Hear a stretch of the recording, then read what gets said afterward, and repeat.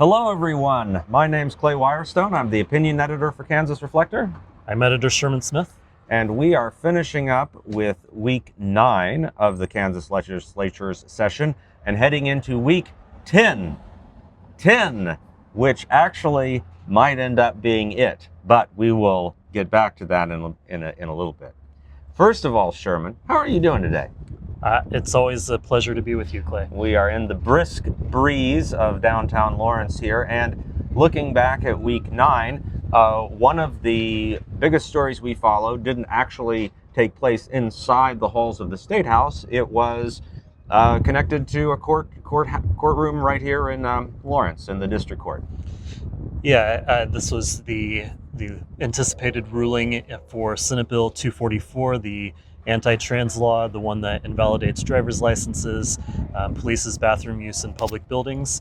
There are a lot of ways the judge could have gone with this. There's a request to pause the law for a couple of weeks at least until more evidence was entered and arguments could be made about whether to more permanently block this law.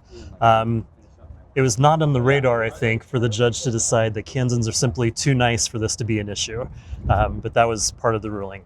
The legal side of the ruling, as the judge said, we just don't have enough evidence before us. There aren't concrete examples for me to say that constitutional rights are being violated yet. We have to take more time to go through that process before he can actually make a more definitive ruling about the constitutional rights at stake here. But there was this whole aside to his ruling where he opined about how he refused to believe that the lesser angels among us would really be as nefarious as the ACLU or Chris Kobach had led him to believe. And we will allow our viewers to have their own opinions and reactions to that. Also, in the State House itself this last week, Sherman, there was the first appearance, I guess, of a long gestating bill having to do with the state's universities. Yeah, they managed to keep this off the radar, even though apparently the governor's staff, legislative leaders, Kansas Board of Regents, University of Kansas, Kansas State University, Wichita State University, and some others have been working for about 6 months apparently on legislation that would dramatically change the way the three big universities operate. There's some concessions being made about that law, so it could be amended to actually affect all of the universities. But it would basically, in its original form, would remove the Board of Regents from having any oversight of any money that is not coming from the state. And really, there's a concern here that this is opening the door to private equity firms, particularly for athletics, and just creating all sorts of new revenue streams so that universities could operate off of that funding and be totally independent of state control. And what's the prospect of that bill? I know there was some back and forth about it in committee this week. What's its status now? Yeah, there were some concessions being made to still retain some more state oversight, Board of Regents oversight of the universities, and have it apply to all of the universities. There's a plan to pass that out of committee on Monday. There's a sense that this is just like the camel's nose under the tent, right? You get this through this year, and maybe next year they can start getting back to where the big universities really wanted to be with this. But it's really, I think, a symptom of a couple of things. Universities are upset about losing federal research money and having state oversight about, stupid things like whether you're teaching DEI in classes and having pronouns in your signature blocks in your email and those sort of things that they've had to deal with. They don't want to have to deal with that anymore. There's also a kind of arms race for athletics right now where universities are competing with each other to pay their athletes. For a program like KU, of course, if you want to remain one of the top basketball programs in the country, you got to get up to speed with what others are doing. University of Utah has already gone down this route now with a private equity firm for their athletic department. We'll see what happens with this bill.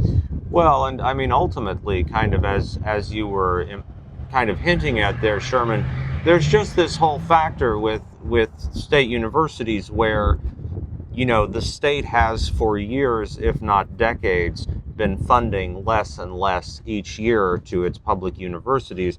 So at a certain point, the universities, are no longer really beholden to the state for the majority of their money. And are looking for other avenues that perhaps reduce some then state oversight or state regulation. Yeah, there's still a lot of concerns and skeptics to this. What does this mean for tuition, for instance?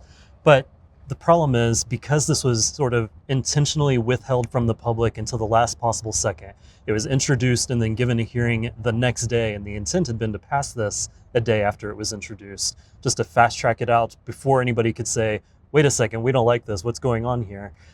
If this had gone through the normal process, they had introduced this in January, as they could have, maybe all of those fears would have been set aside by now. We don't really know if the skeptics and critics of this have a reason to be skeptical or not, because it's been kept in the dark this whole time. So what else, Sherman? What else from this past week were we keeping track of? One of the other big things that's going on, and we've talked about this on previous episodes of this weekly report, but everybody out there wants to know what they're doing about property tax. The short answer is there's not much that they can do. The only property tax that the state manages is a 20 mil levy that funds schools, which they're obligated to do under the Constitution. They've looked at that. They've also looked at, perhaps telling local governments what they're allowed to do with their property tax. So the Senate had a constitutional amendment that they'd passed that said you're not allowed to raise valuations, the assessed value of your house, more than 3% in any given year. The House passed a bill that said if you do raise above 3%, then a small group of local voters can sign a petition and force a public vote on that tax increase. The House took up the Senate's property tax constitutional amendment idea and shot it down. So the Senate responded by pulling the House bill off of its calendar. They passed it over. At this point, looks like they're not even going to consider it in retaliation for the House not liking their idea. There are a number of other bills out there. One of our reporters, Anna Kaminsky, this week wrote about property tax hearings in the Senate Tax Committee, where they're looking at things like completely abolishing that 20 mil state mill levy property tax that funds schools and replacing it with some tiers of sales tax. They're not actually giving you a tax cut, they're just shifting the burden around, and as it was written, it would create like a $7 billion budget deficit right away. So everybody recognizes this isn't really feasible, but at least they can say they talked about it. Well, but kind of more broadly, this is where we start getting into one of the aspects of the session I always find interesting, which is in these last couple of weeks of the session, usually you begin to see, not party on party tension, although that always exists, but you're beginning to see chamber on chamber tension. And kind of the way, what the Senate wants versus what the House wants. I think the House tends to be perhaps a little more populist sometimes in its leanings. It has more members, a little closer, more closely connected to their constituents perhaps. And then the Senate tends to, because again, it's a smaller club, tends to think a little more highly of itself. So you get just some friction there. Yeah, I think for Senate Republicans, it's easy to hold 30, 31 people together with a shared interest, a common idea. You can tailor bills or legislation that will get 30 people on board with it. The House has a much harder task of having, 80, 90 Republicans that have a broader spectrum of beliefs and ideas, and they've got to get all of them together on something if they want to be able to override a veto, and that's a much harder task. So looking ahead to this week, the 10th week of the legislative session, here on Monday, we're going to have a hearing on a bill that actually, what the bill does perhaps is not as clear from reading its text as one might hope, but it could end up affecting journalists. Yeah, the Kansas Press Association has sounded the alarm on this one. It's a bill that has already passed the Senate, now being looked at in the House. It's designed to protect first responders from interference, but it's written in a way that would potentially make it illegal for a journalist to approach a police officer and ask a question. There's some language in there about a 25-foot buffer, and if a police officer or a first responder just feels threatened, you've committed a crime if you're within 25 feet of them. there's a lot of stuff that is concerning about this. There's also a provision that looks like if this applies to federal agents, anybody who's an onlooker when ICE is rounding up detainees could be just simply thrown in jail for committing a crime just for being there and watching. Well, and this is one of those bills. It's perhaps, at least to my eyes, very clearly motivated by some of what we've seen in terms of clashes between protesters and immigration enforcement officers, as you say, and yet, having this kind of access to people who have the public trust to keep safety is a pretty bedrock principle. Yes. When you say it out loud, it sounds bad. What else? What else is on the docket? Yeah, there's a joint hearing on Monday. Again, another bill that just kind of seems to come out of nowhere at the last second.